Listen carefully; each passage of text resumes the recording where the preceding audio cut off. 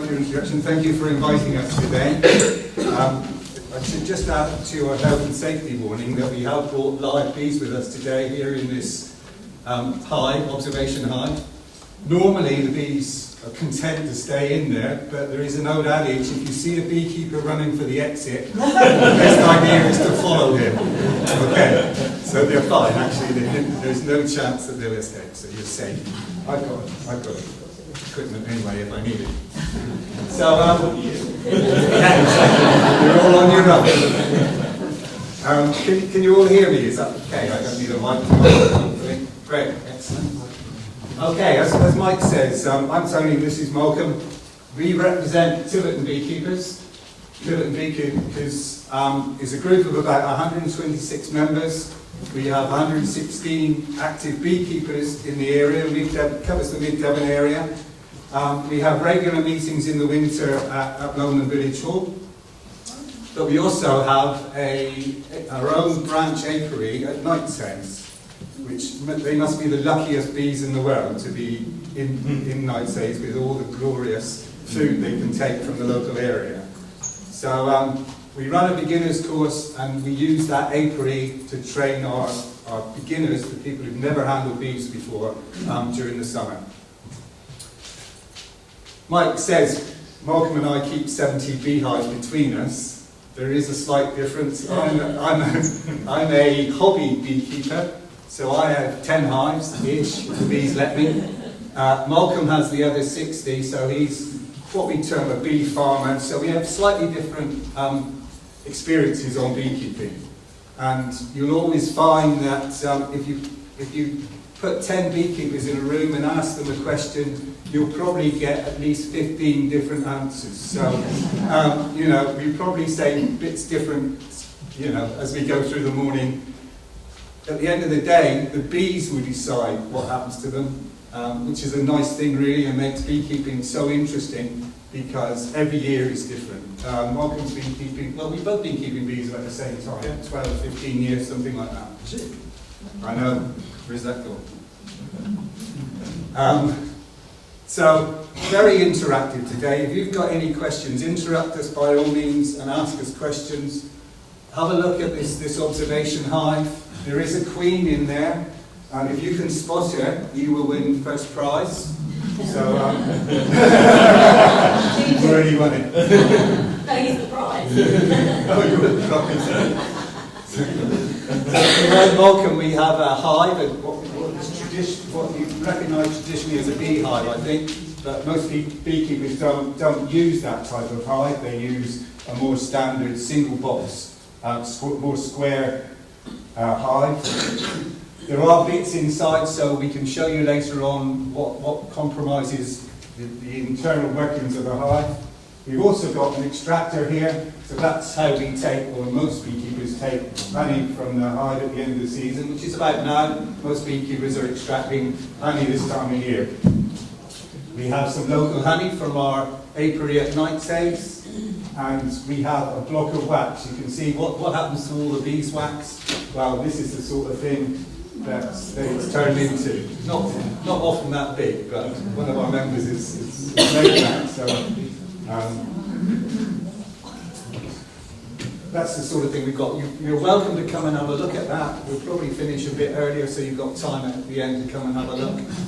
I didn't ask, but I know there's at least one beekeeper in the audience. Anybody else experience of keeping bees? I started a course, but very unfortunately, the chappie that was running the course became ill and subsequently died. Oh no. Oh, I'm not sure I want to invite you to. He kept hives on the allotments behind where I live. Oh, sorry, yes. Yeah. Malcolm Jenkins, Yeah. sorry, yeah. Yeah. No. It was really Yeah, he was our chairman many years ago, that's right. In fact, Malcolm and I are going to look at those hives today because the lady who's been looking after them can't any longer. So they've got into a bit of a state. And we're going to go and have a look and see what needs to be done today. So Beach Road allotments, I don't know if you know, they've got a couple of beehives there, so they're good for pollinating what's in the allotment. So yeah, we'll be going to have a look at them later. You're welcome to come back and do the course again. So just contact us. Contact us on the website and we'll sort that out for you. So that's it. Any questions, by all means, as I say, just make this a dialogue. Malcolm and I have never done this together, and we are beekeepers, we're not public speakers, so feel free to relax and just interact with us. So, how are you? Thank you very much. I feel quite honoured. I've never bored so many people in my life. So, see where we go. We're going to do a little bit of beekeeping, but I also want to put it out a little bit to chemicals and things, and just get your mind a little bit, possibly where we're going. There are the good old days. Probably a lot of you certainly can remember grandparents probably had a hive in the garden, I would think. It was fairly common back in the war years to have a hive. Tony says these are mainly, they call them WBC, William Broughton Carr, isn't it? Yeah. He was of the religious trade. Sorry if there's anyone here, but most beekeepers were vicars because they only worked 1 day a week, so they had their hives. So it was really the good old days. The gentleman there always dressed suit tie, that was a thing in those days. Probably with a trilby on, didn't have all this modern equipment. Probably an old toilet veil curtain or something in case they were getting And a cigarette by the look. Oh, we've got to have a cigarette. It didn't need a smoker then, so it could save money. And they had a couple of hives in the garden, and it supplemented their income. During the war years, government supplemented their feed with sugar to help keep the bees going. The problem was they dyed it blue. So your honey obviously had a slight tinge to it, but at least they know it came from a local beekeeper. The coloured honey is still going on now. This year, last year, there was a story of some country had any amount of red honey. They couldn't work out why. And what they discovered was the bees were going up to the local trading estate where they did strawberry jam. When they finished with the strawberry jam, they weren't exactly cleaning out the containers, they were throwing them in the skip. And their girls were thinking, thank you very much, we'll have a bit of that, won't we? So it was red honey. Still very useful. No real problems at that time. The worst thing was there was something called the Isle of Wight disease that shortly after the war cleared a lot of the colonies out. A lot of the big bee farmers went bust. A lot of the local beekeepers just lost all their bees. It was termed the Isle of Wight disease. They didn't really know what it was. It turned out to be something called acrin, which affects the throats of the bees. That, thankfully, now is very rarely heard. I think with modern chemicals and things like that.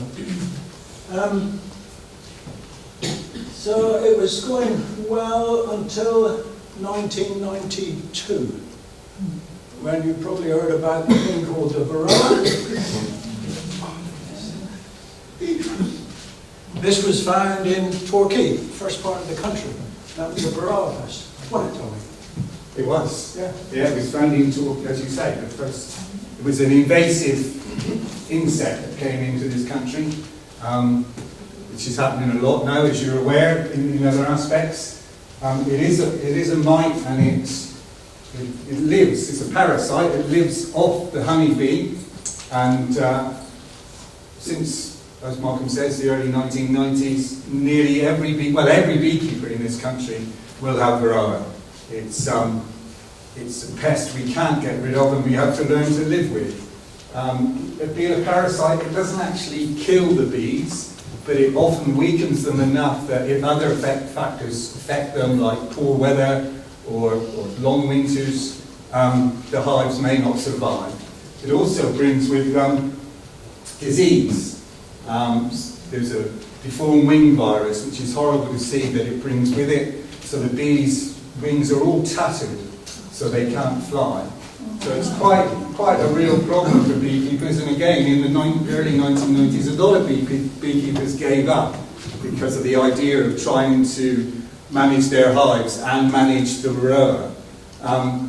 They found some thymol-based chemicals that could help manage and keep the infestation down, and a lot of beekeepers started to use that, and as a treatment in the middle of the winter that entailed oxalic acid, which a lot of beekeepers thought, well, quite rightly, were a bit shy of, because it also harmed bees as well as harming the varroa.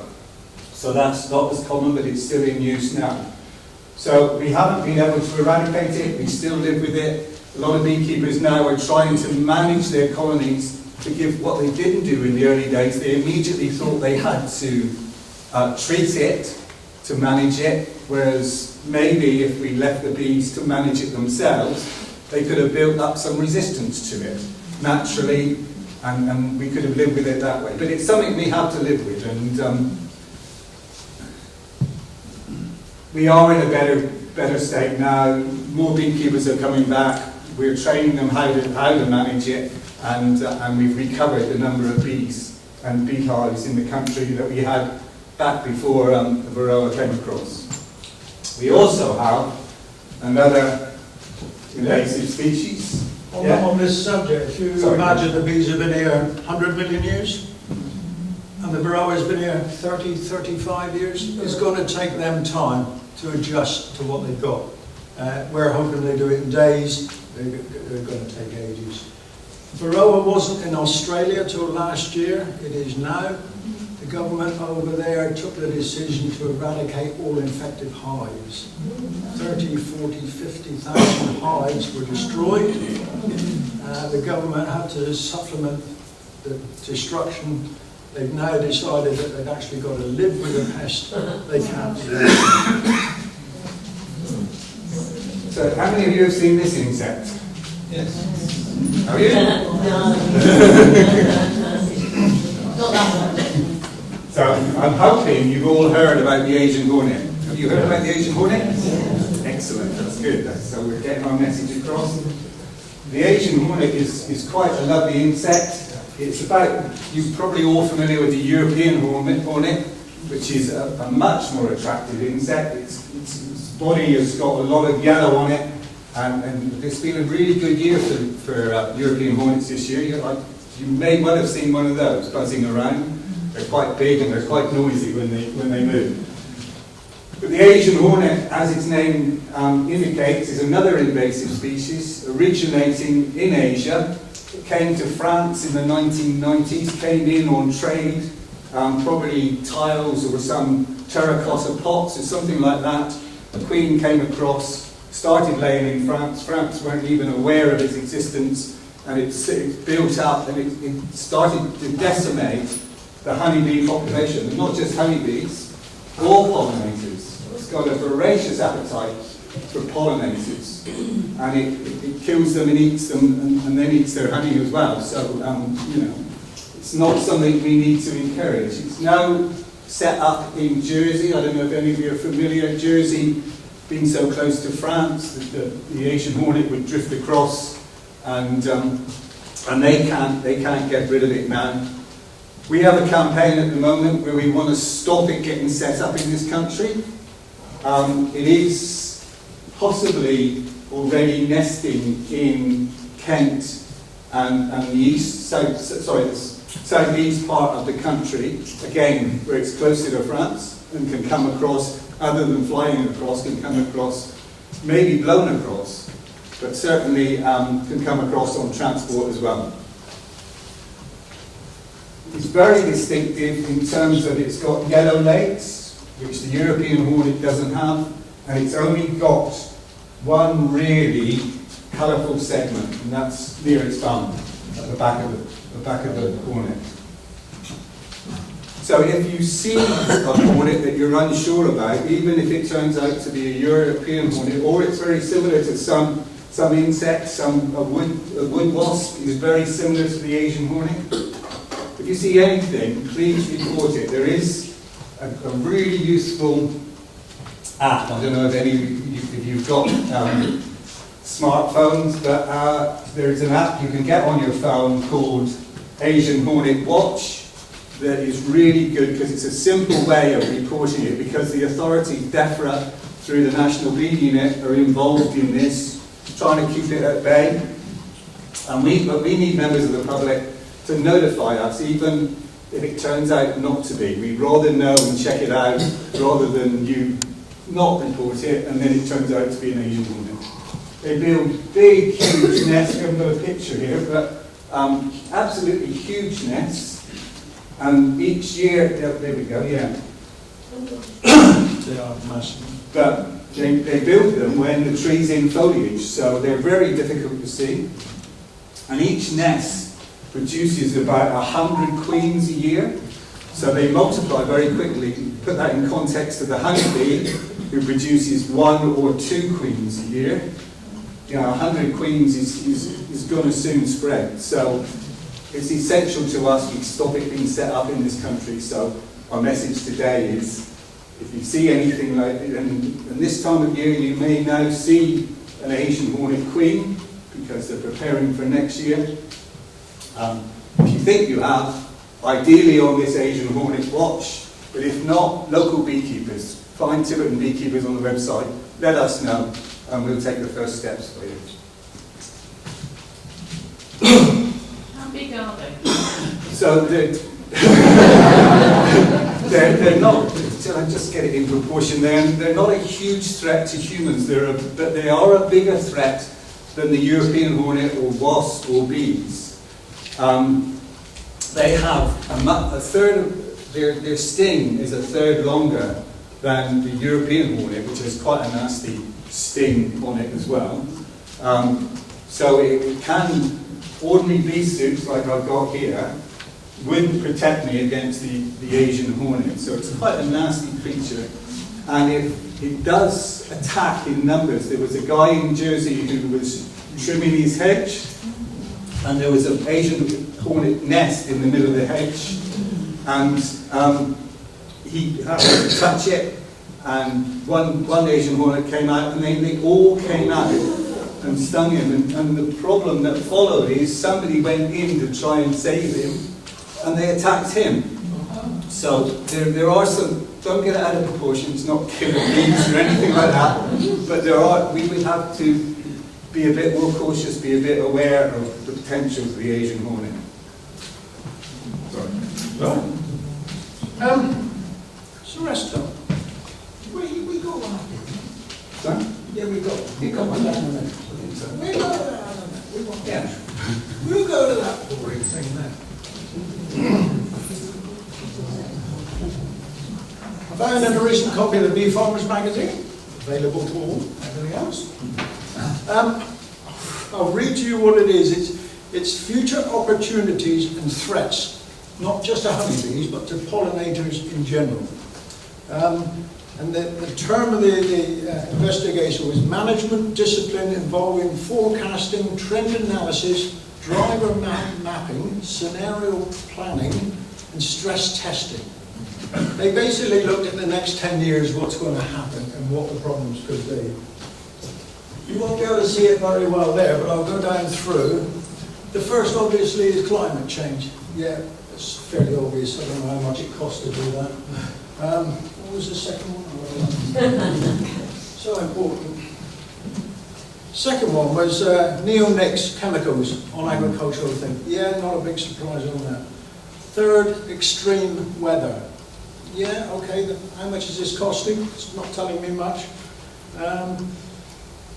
We then go down to number 6, which is the increase of varroa stocks of honeybees. 6B is one of concern because it is increase of inexperienced beekeepers. Because if dear Tony with his goats, if he goes out and buy a new one, he's got to be registered. He's got to have a passport. Government got to know where his goat's going and everything else.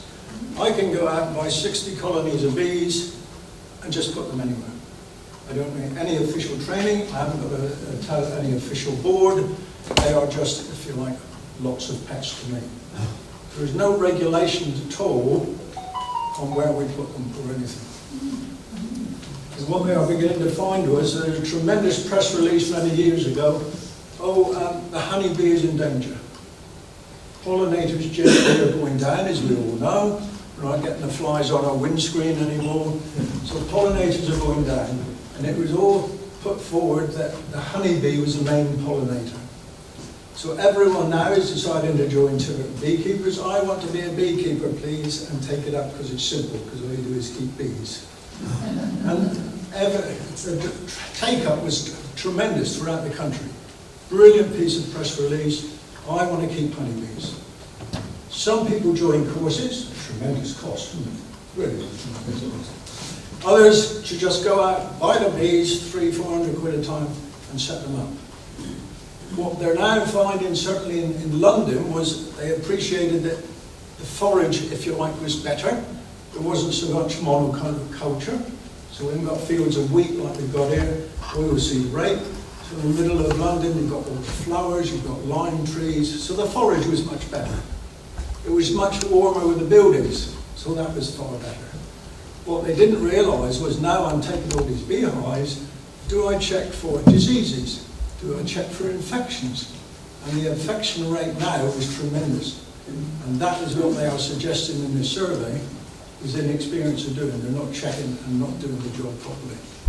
It is very exciting to keep bees, I have to say. It's a fantastic hobby, and if you're that way inclined, you know, there's nothing better over winter preparing to keep you to go back in your bees. Nothing more exciting for a beekeeper than to open up a hive and go in. And when we start with our beginners, we always encourage them not to take on more than they can cope with, because they are so excited. They think they can suddenly become like Malcolm and have 60 hives, you know. And then they get themselves into trouble. So the excitement of keeping bees tends to mean they listen to us, but then go off and do their own thing. So it is a problem for beekeepers, because a lot of beekeepers then lose their colonies over the winter.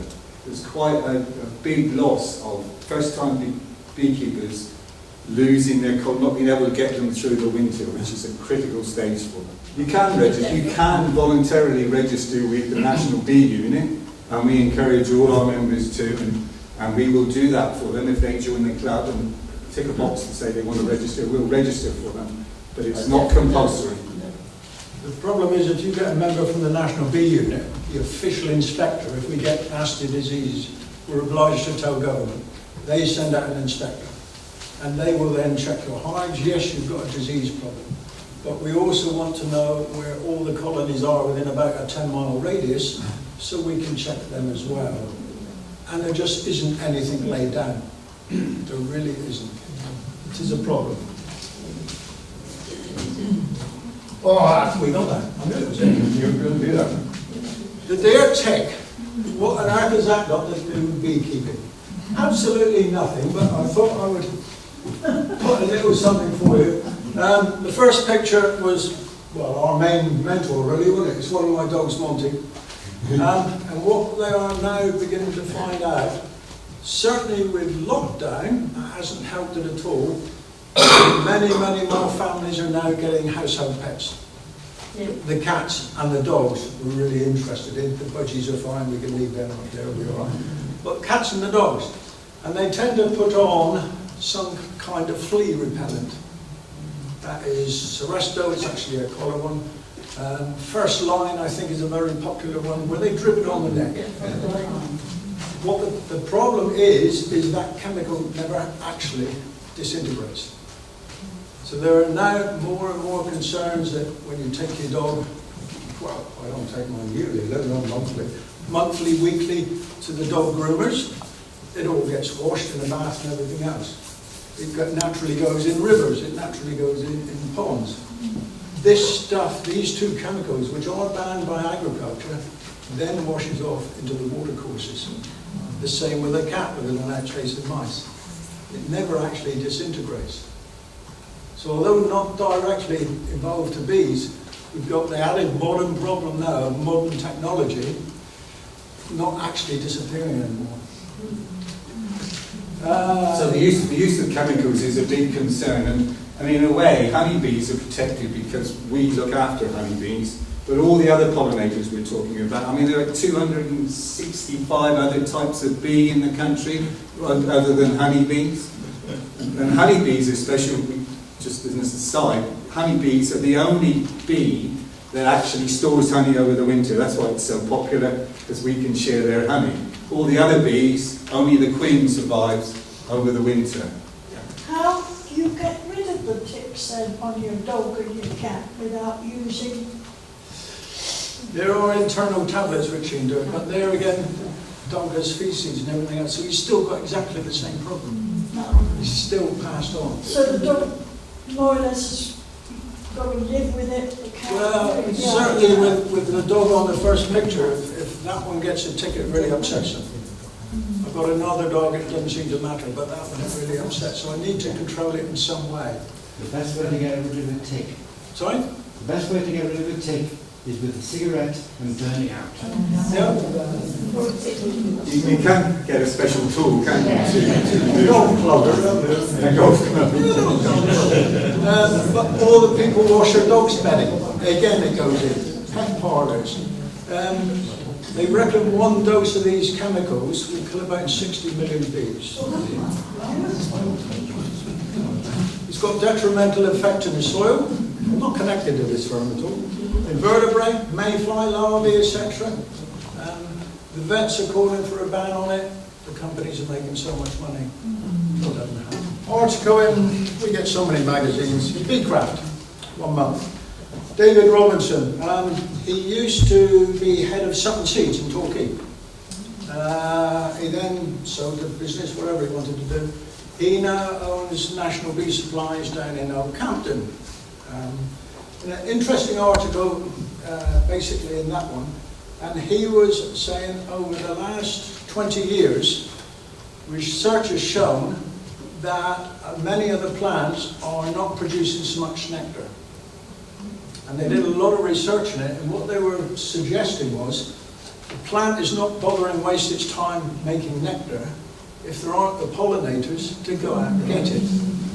It's going to be far easier to make more pollen and do it that way to reproduce.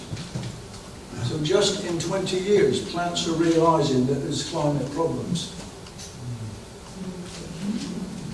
And there is a man-made problem here as well. You probably would have all seen, particularly down the Exe Valley in the spring, the bright yellow crop in the fields that you will see red. Bees used to love, well, bees still do love that, because it's an early season crop and they can really feast on it and it makes lovely honey. But the manufacturers have decided with a lack of maybe because of lack of pollinators, they make it self-pollinating now, which has no attraction to the bees.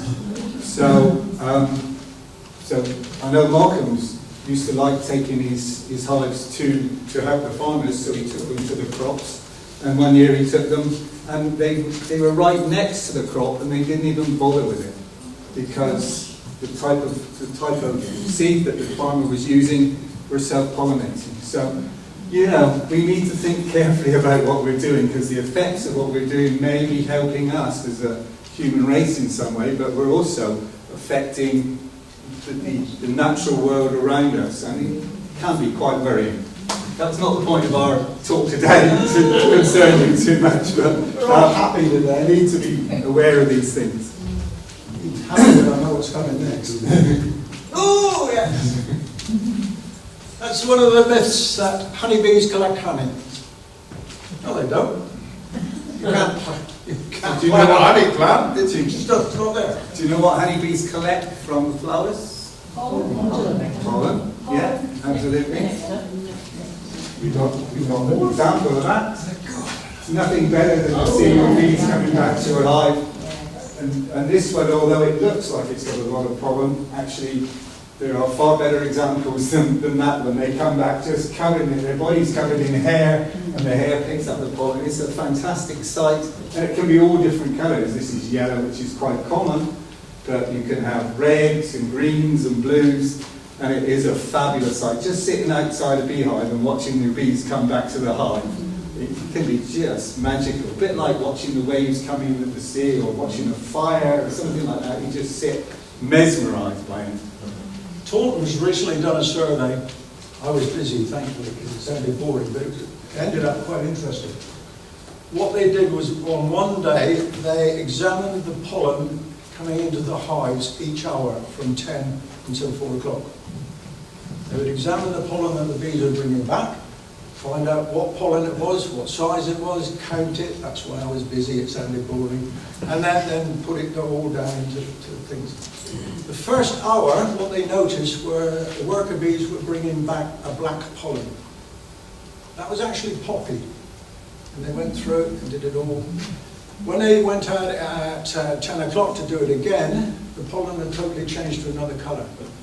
And all the way through the day, where you'd expect for this worker bee to say, I'm going out collecting poppy today, it actually proved that it didn't happen. Different times of the day, plants were giving off different types of pollen. And the bees were then reacting to that.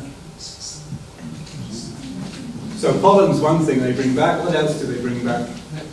Nectar, absolutely. And that's what they turn into honey. So they don't collect it as honey, they turn it with enzymes in their body.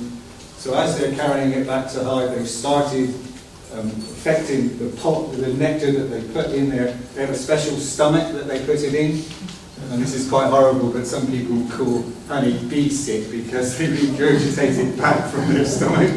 And it started that transformation to honey. So in its lifetime, a female bee, what they call workers, by the way, significant there,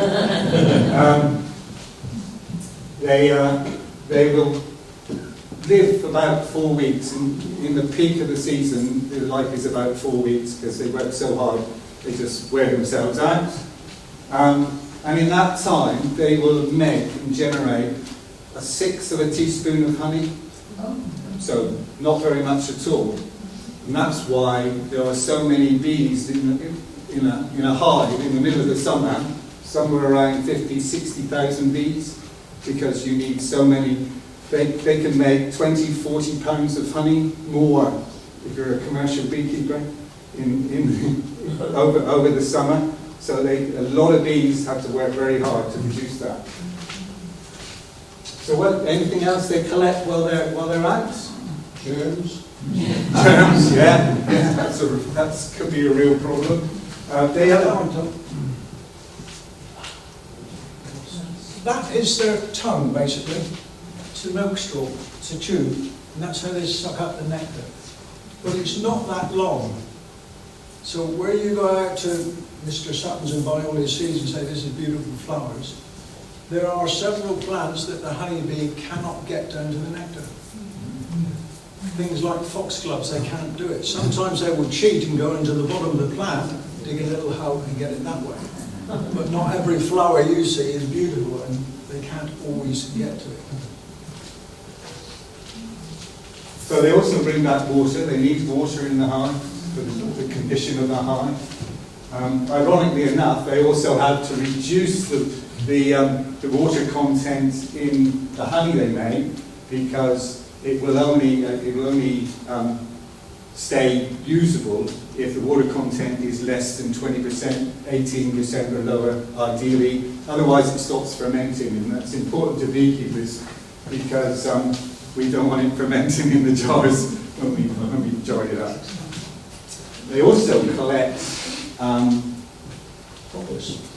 what's it called in the sap? They collect sap from the plants and they turn it into something called propolis.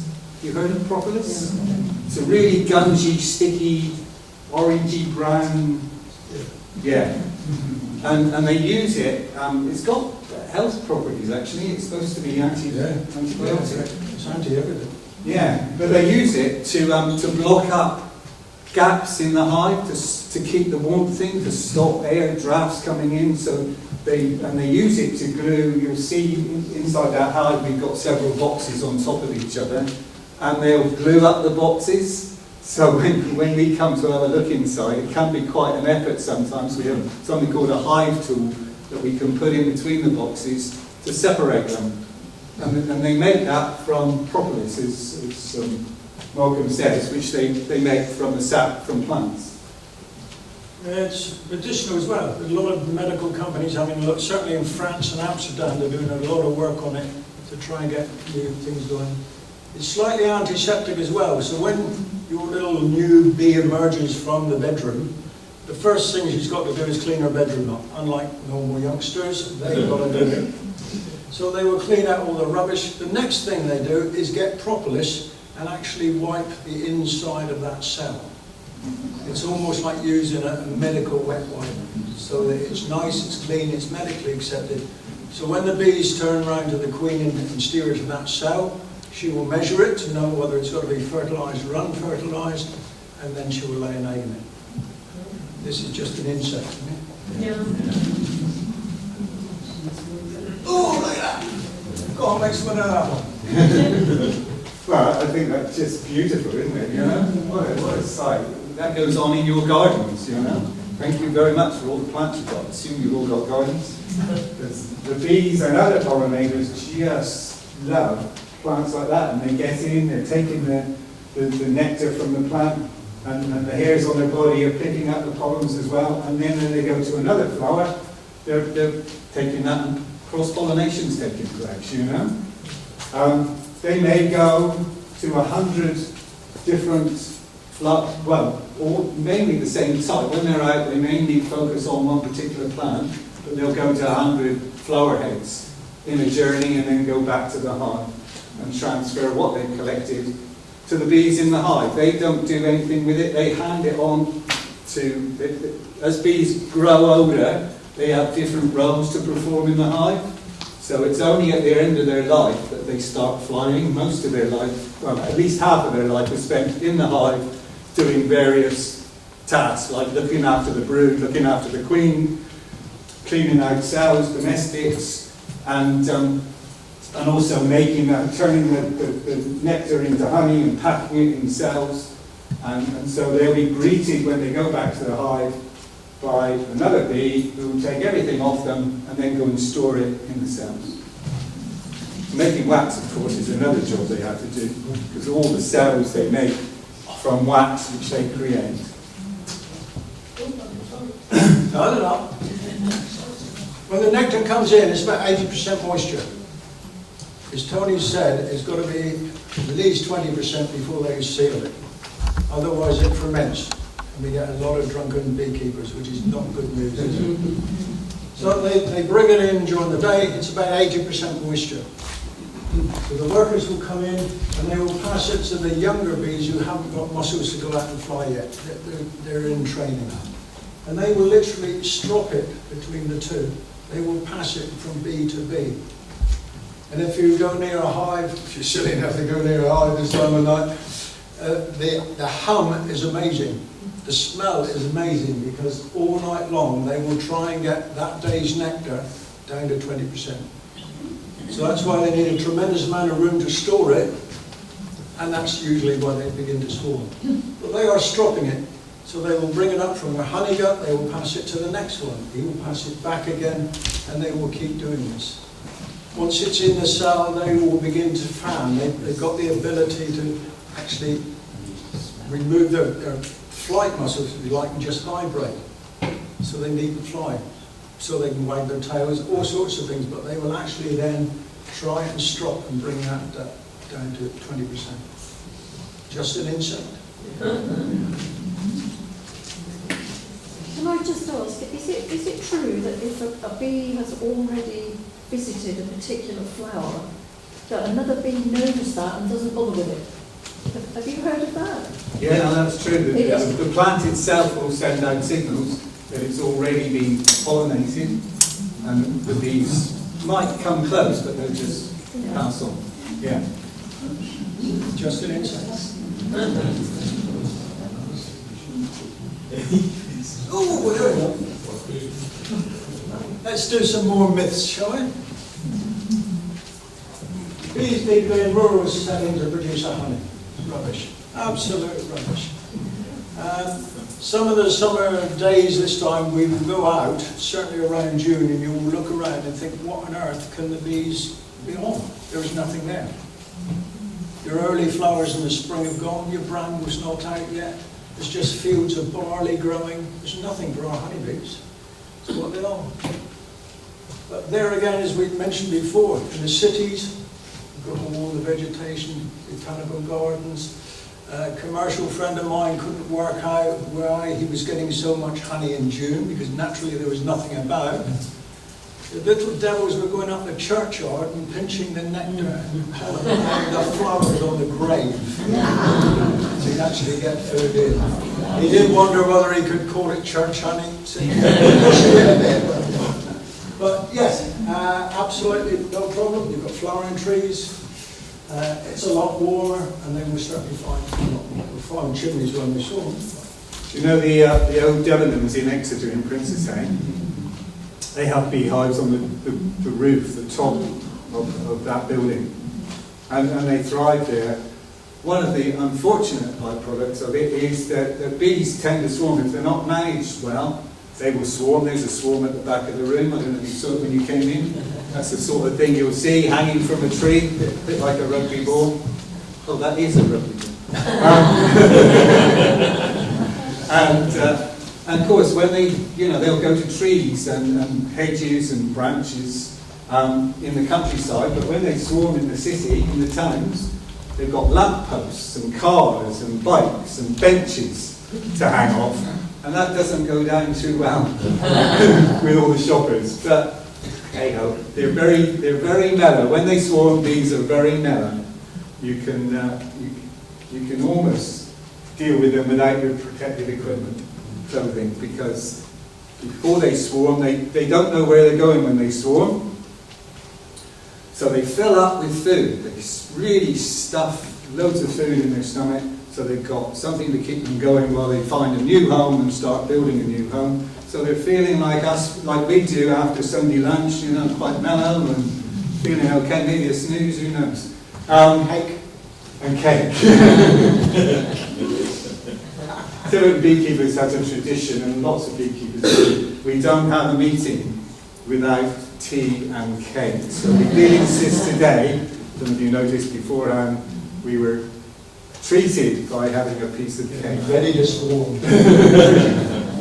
One of the problems Jason has in Exeter on Debenhams is when he sends new virgin queens out to be mated, they don't mate in the hive, they've got to go elsewhere. All the local birds just sit on the tops of the building, and you get a lovely slow-moving fat burger bee comes back. He gets tremendous problems with his queen bees being eaten on the return from being mated. Let's go to another myth. Hey, look at that one. I'm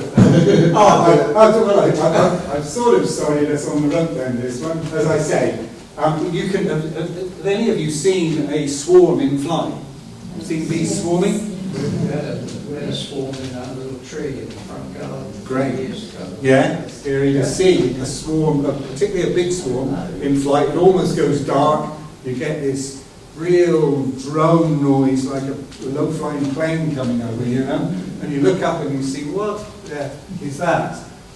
And it's the hive in the swarm.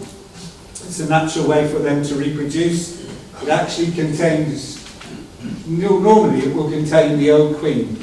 The old queen, when they realise, because she's not in control of the hive, she likes to think she is, but it's the bees, they make a collective decision that they need to swarm, maybe they haven't got enough space, or it's time for the old queen to go.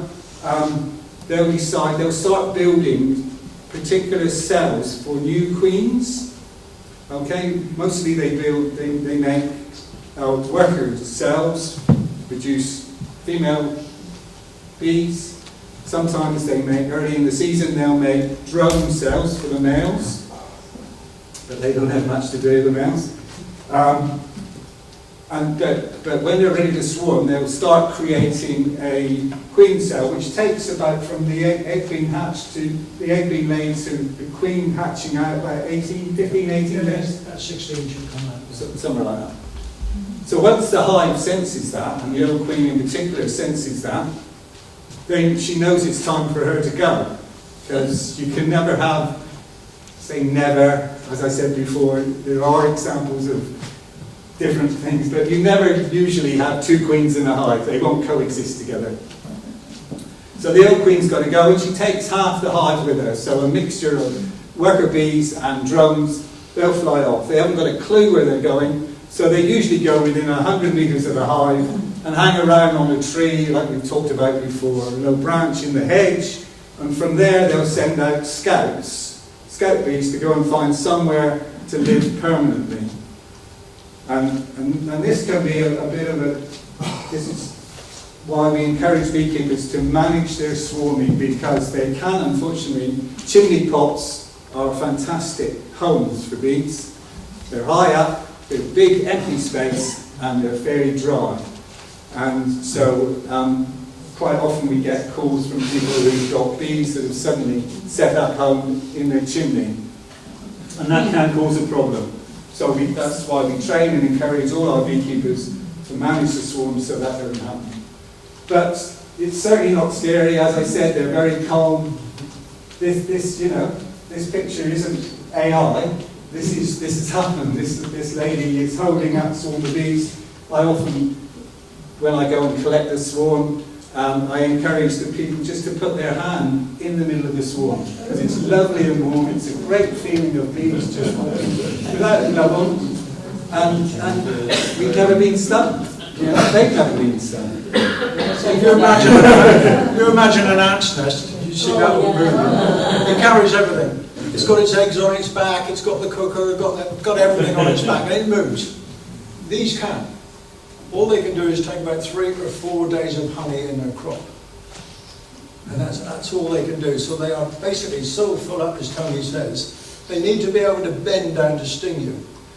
But like that, they've got nothing to protect. They've got no hive, they've got no brood, they've got no stores. So they are generally very docile. All they want to do is find a new home. Sounds frightening when you see them. But yeah, they're all right, they're fine. And the old queen is in there. The old queen is in there. And is So she what they at the do is time? they'll come out from wherever they are, a tree, my hive or wherever, and they will literally hang about in that state of that rugby ball. And they are checking to make sure they've got everything, and then more importantly, that they've got the queen there. So she will hold everything together. As Tony says, then they just hang about till the scout bees come back and says, I think I found somewhere.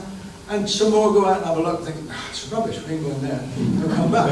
So they keep coming out. They might be there for minutes, hours, 2 or 3 days. And if they're there 2 or 3 days, they've got to begin to make comb, because everything is done in that honeycomb. It's exciting. If you do, like I said, if you do get a swarm, then look on either the Tiverton Beekeepers website or the British Beekeepers Association website, and you can find local beekeepers on there that will come and collect your swarms or help you deal with your swarms pretty quickly. Rubbish, absolute rubbish. If you've got 20 acres of orchard, you think, oh lovely, I'll get some bees in, get an idiot with some bees, and they'll go on the apple trees and pollinate them, won't they? Unless you cut all the dandelions underneath, they won't even look at your apple trees. There is far more nectar in the dandelion than there is in the apple blossom. It's easier to get, and it's more resourceful. And that is basically what they will do. They will take the shortest route and get the most out of that flight. So yes, what you tend to do now is you cut all the grass underneath the orchards. They will then go up onto the apples and pollinate them. But if you don't, thank you very much. I've got some down at one of the organic orchards, and you can see the difference from when he does cut the grass and when he doesn't. But that said, if they need to, it has been found that bees will travel up to 3 miles to get food. So they will cover a long distance. So as this says, you don't need a beehive on your land for them to come and pollinate your flowers. They will travel quite a way to pick up the food they want. So, as Malcolm indicates, they'll choose what plant they want to feast off that day. You're talking about food. How do you determine how much honey to leave the bees and how much you steal? That's a really good question. And different beekeepers will leave different amounts. We feed in the autumn anyway. We don't just take their honey and leave them to get through the winter. We will then supplement that with basically sugar solution. and they'll take down enough to get them through the winter. They'll control how much they'll take out the feeder, and when they've had enough, you know that they've got enough to get them through till at least January. In January we might supplement them with fondant on top, because fondant they can eat straight away. Why don't you leave their honey with them? We could leave all the honey. They need about 40 pounds in weight of stores. So either we leave 40 pounds there, or if we take all the honey, then we've got to supplement it with 40 pounds of something else. They will always have some honey, because when you see the construction of the hive, where the queen is, they'll store honey anyway. So we won't ever take all the honey, because there will always be some in the hive. The way the hive is constructed, we have boxes where the queen can't go, and that's the honey we will take off. But even so, below that, there'll be where she lays her brood, but also where they store their honey for the winter. So we'll never leave them without some honey in the hive. Is that the only thing they consume, or do they consume anything else? Pollen, they need the pollen and the nectar for honey. Yeah. They need the pollen for protein, and the honey is carbohydrates. So as the hive gets smaller in the winter, they tend to put it around the outside, so that when the queen needs new bees, January, February, everything is very close. The worker bees haven't got to go very far. It's all in that one place. They don't need to use a lot of energy. Because your bees are getting 70, 80 years old in our terms by then. And then on the first fine day in February, March, you're basically sending your grandmother out to do a 40-hour week. Because that's the only choice that hive has got, is last year's bees. And they've got to go out and get that protein and carbohydrates to make new ones. How do they communicate with each other, do you know? Oh, that's a good question. I don't know if we've got enough time to go into that, but you've heard of the Waggle dance? waggle dance. That one. See, beekeepers. The waggle dance, so that's how they communicate where they found a good source of food. They'll come back and they'll do a dance in the hive on the frame. The other bees will watch them, which will give them direction and distance, so that they can then fly off. But they also communicate with pheromones. So they give off different pheromones in different situations. If they've lost their queen and they want to know everyone else to know where the queen is, they'll sit fanning those pheromones, so they spread them around. The other bees pick up the scent. And in different situations, if they're under threat, there's a different pheromone that comes out that they react to. So several ways of communicating.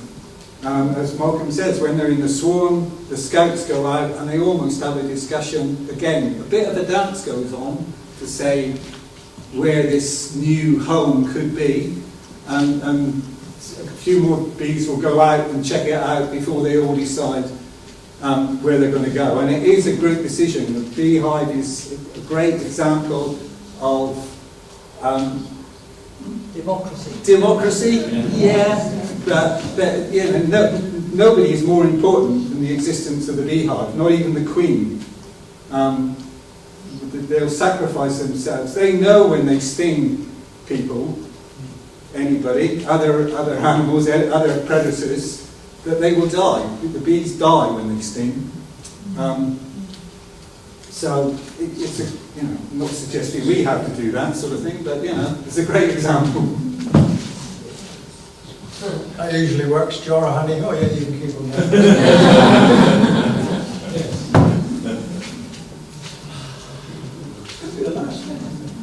Yeah, we're coming to an end now, so if you want to come up and walk around and have a look at, as I said, this is an extractor, how we take the honey out of the hive. We can split up this hive so you can see inside and you have a better idea of what goes on in the hive. Come and have a look at the bees, see what they're doing. She was in the middle of that frame, Tony. Sorry? She was in the middle of that frame, weren't you? This side. Yeah, she was. Okay. She is, we do cheat You probably realise this. The Queen doesn't have a crown. When we spot her early in the season, we put a little dot on the back of her head, like a felt tip pen, just dot her around. We have a different colour for each year, so we know how old the Queen is. And when we meet, because part of managing the swarm, it's essential to know where the Queen is. At which time we've got 50,000 bees in the hive, and even though the Queen is slightly different than the rest of the bees, it's still pretty difficult to spot her. So we make it slightly easier for us by putting a dot on the back of her head. So the bee in the hive will be yellow dotted, and then the bee in the swarm will be orange or red or something, because she's an older one. When she swarms, the new Queen won't be out yet. Oh, right. She'll swarm before the new Queen Oh, arrives. right. Yeah. So, yeah. She's there. But yes, the new Queen will put in a new colour. Yeah, yeah. That's just how the Yes, practice is yes, done. so It, you isn't know it? what to do. Yes. So you've got the old queen's gone off with the swarm. Yeah. Once they find a new home, Yeah. she then lays a new queen egg. Not necessarily. It will depend on the quality of the Queen and what the colony decide. But quite often, once they set up a new home, they'll decide the Queen's too old, and they will start laying a replacement for her, As I said, you've got grandmother right there with a new hive. and then they'll kill her off. Who gives birth to the Queen? Does the Queen give birth to the new Queen? Yeah. Always? Well, the Queen's the only bee that can lay eggs. Oh, right. So, and interestingly enough, for you scientists out there, drones are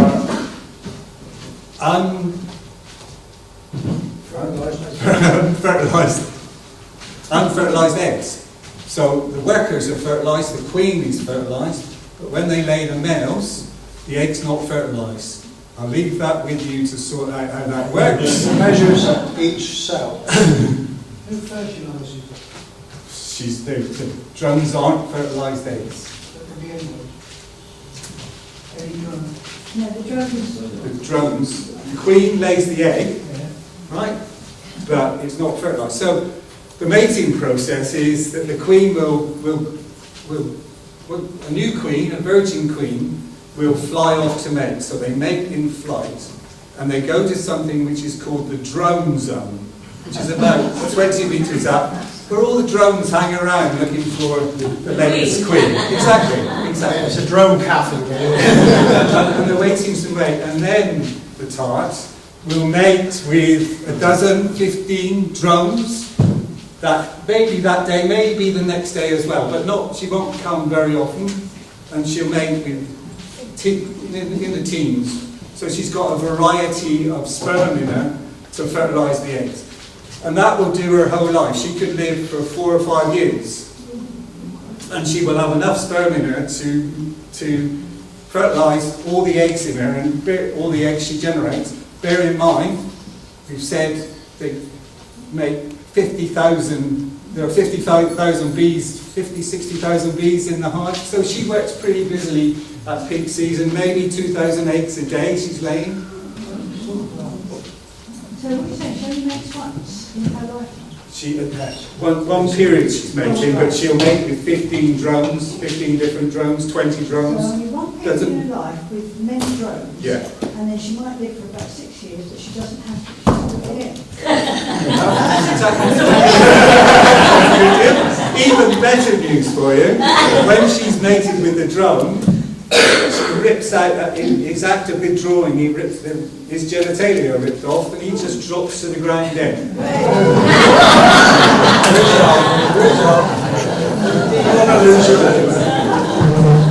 So yeah, come and have a look around, and any questions you've got, come and ask Malcolm and I. I think Tony will just say, yeah, we're into the informal process now, period now, so could I just ask you to show your appreciation for this dole act that's been brilliant for the last